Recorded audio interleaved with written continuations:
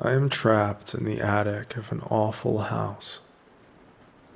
There is little light coming in, save for the sickly eternal glow of a foul moon, and so I've lit a candle, but I will not light another.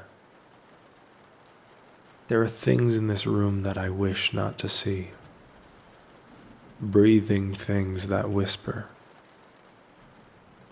There is not much I can do to stopper their words, for I have no cotton with which to stuff my ears, and I cannot drown them out.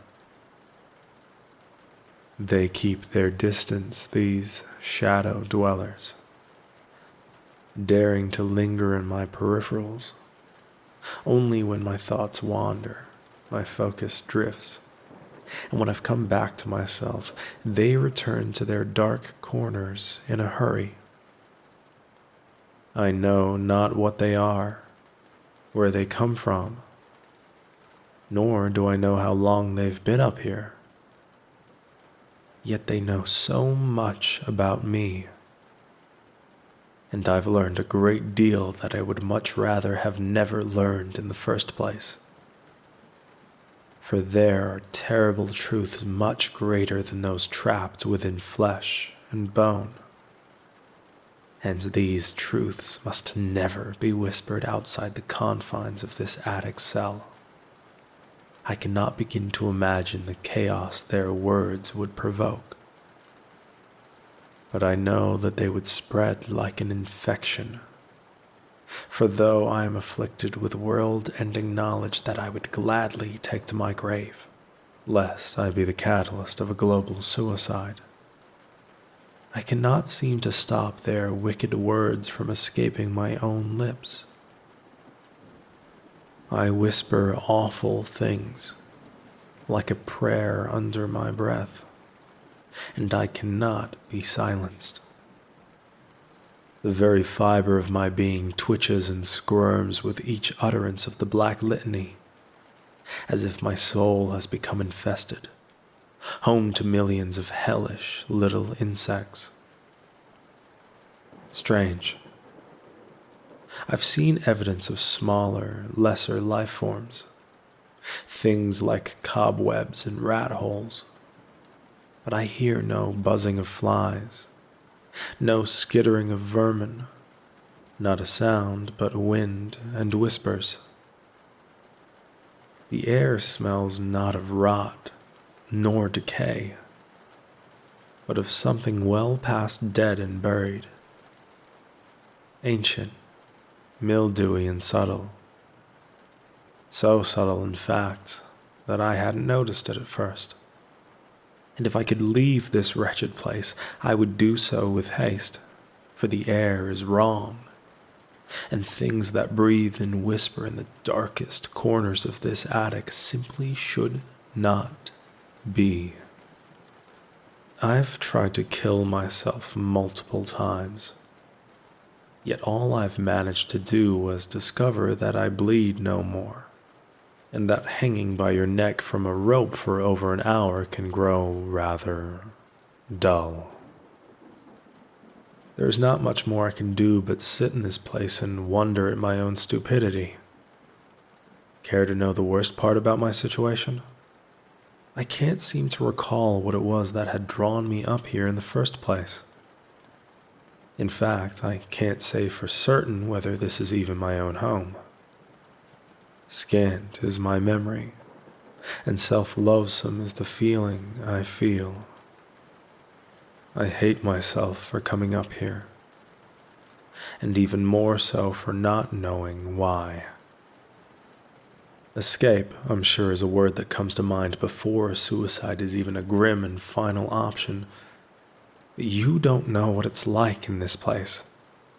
The way out has vanished, and whenever I go near the window where that detestable moonlight shines through, lifeless and dim, a great and terrible eye peers in at me. The creature that holds me in a petrified state with its singular glare never leaves its station. For I've approached the window multiple times. each with less and less hope that the wicked sentry had been relieved of its strange duty. And each time I fall to my knees whimpering, cowering in fear, begging that awful eye to look upon something other than my terrified and reduced figure. Hunger? I no longer know it. Sleep? I have no need for it.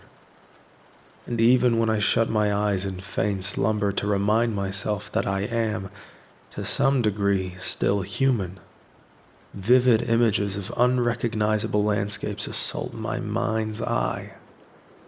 Spiraling black towers brush against a night sky of strange constellations, and shrouded figures cackle with dark delight as they sit cross-legged around the husk of a dead bonfire. Instead, I keep my eyes open, watchful, waiting for the smallest hint of change. But nothing changes in this place, and everything within the attic seems to detest the idea of progression, of the modern and the new. Perhaps this is why I found only candles and books written in languages far removed from the English tongue. Alas, I can only hazard a guess as to what these dusty volumes contain, for there are strange, swirling symbols and pictorial procedures in what looks like some sort of ancient pagan ritual. The depictions of these black rites were crudely drawn. They filled me with primal fascination. Yet my curiosity died the moment I saw the terrible thing that the ritual called forth. And there was no mistaking the familiarity of that horrible, leering eye. I have found those strange symbols carved into the floor as well, difficult to make out in such medieval illumination, yet unmistakable in their relation to the ones I've seen in the books. I do not know what they mean, nor what they represent, but whenever I bring the flame closer to inspect them, they emit an eerie yellow glow, not unlike the diseased moonlight that never wanes.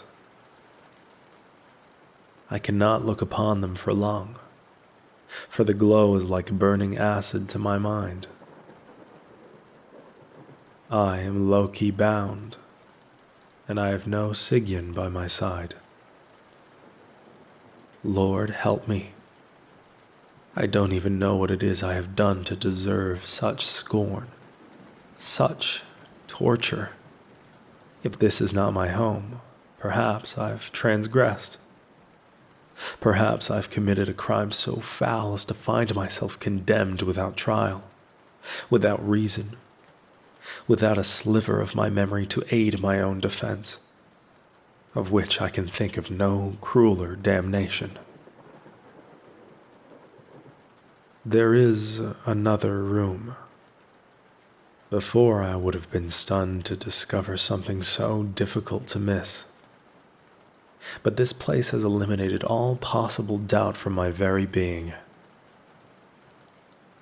Things can exist here that natural law would banish, and nothing can be trusted. The black litany beneath my breath took on a tremor, for my heart still feared what cruelty would befall me next. When I had entered this new, impossible addition to the attic, I saw very little. But as I went further, the candlelight touched something on the floor. Drawing the candle up, I could make out what looked to be an effigy of some sort, made almost entirely out of twigs and twine. Its arm length was so great that its outstretched limbs disappeared into the darkness. It sat with its legs drawn up and its head dropped between them. Before I could inspect the effigy further, its head shot up. I shook with horror as I beheld a human face, one which was that of an elderly woman, and one that had been crudely torn and plastered to this abomination's lifeless visage. The old woman tried to smile, but beneath that wrinkled human mask were no teeth, no gums, no tongue, no depth, only flat, gnarled tree bark. There is a home for all things phantasmagoric, and I, the interloper, have found them roosting in this attic.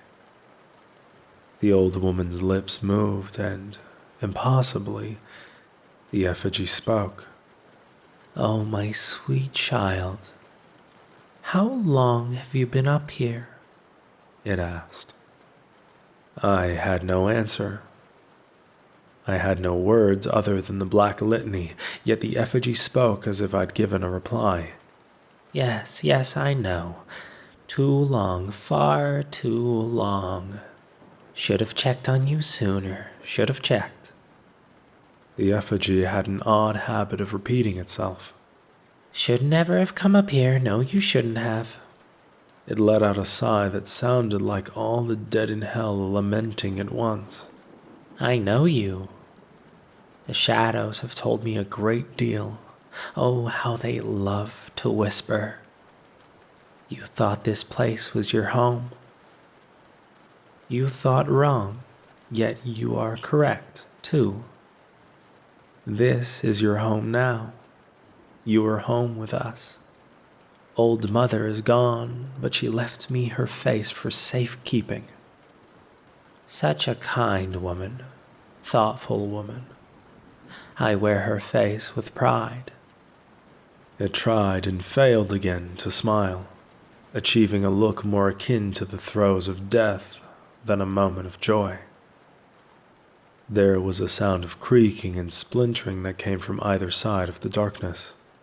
"Little wanderer, lost in the dark forest, no shelter in sight. You found this place in hopes of refuge, did you not? Your wanderlust betrays you, for there is no refuge here. Only us. Only the shadows. Only the giant and old mother's face." The candlelight dimmed. My thoughts were awash, yet I felt the smallest twinge of my memory flicker, and in that memory I saw myself at the foot of a door. The entrance to the lonely home was decorated with hanging witch stones that clicked and clacked as they collided with one another in the breeze. The memory was brief, but as vivid as the day I'd become lost in the forest. Why was I out in the woods all by myself?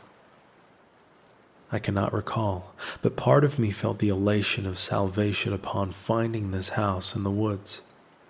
I believe I had let myself in, and after doing so, I can't remember. The place had looked all but abandoned, yet I had known to some degree that the house wasn't right.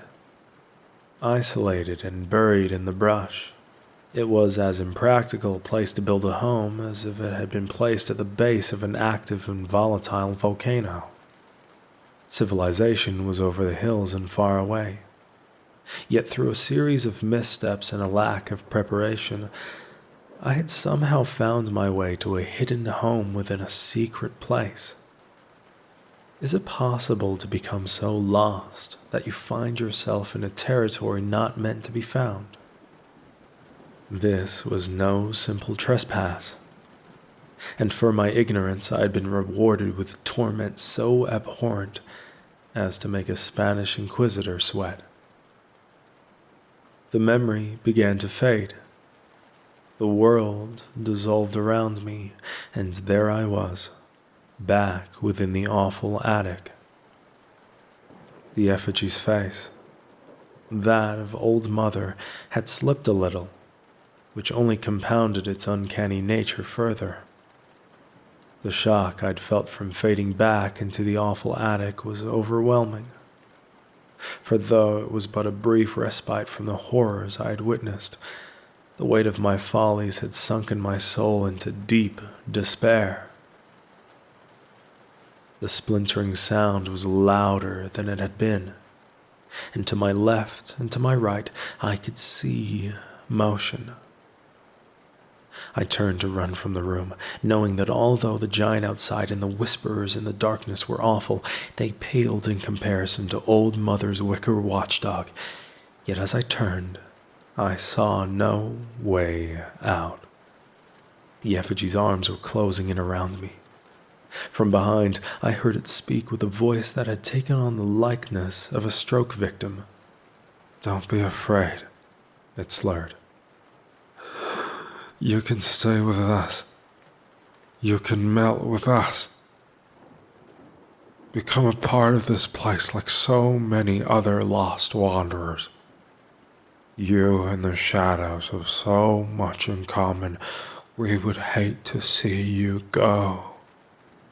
The effigy's arms drew closer, forcing me back, fearful to its touch. But I had nowhere to run.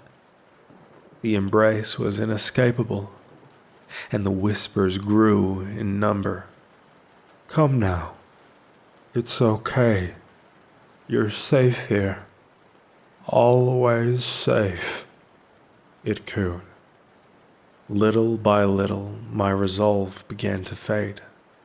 My will weakened, and before the wicked embrace had been fulfilled, I had turned to the effigy, to Old Mother's face, and wrapped my arms around its horrid figure. "Good," it said. "Old Mother can rest now." There was a wet ripping sound. The candle flame winked out, and in that blackness, I felt a pair of branch-like fingers clumsily searching for purchase upon my face. If my face is what the effigy desired, then it was theirs for the taking, for the only hapless souls that would ever look upon it would be those who made the same mistakes as I had made. We fools are once in a generation, but our numbers grow within the shadows of strange, unnatural places.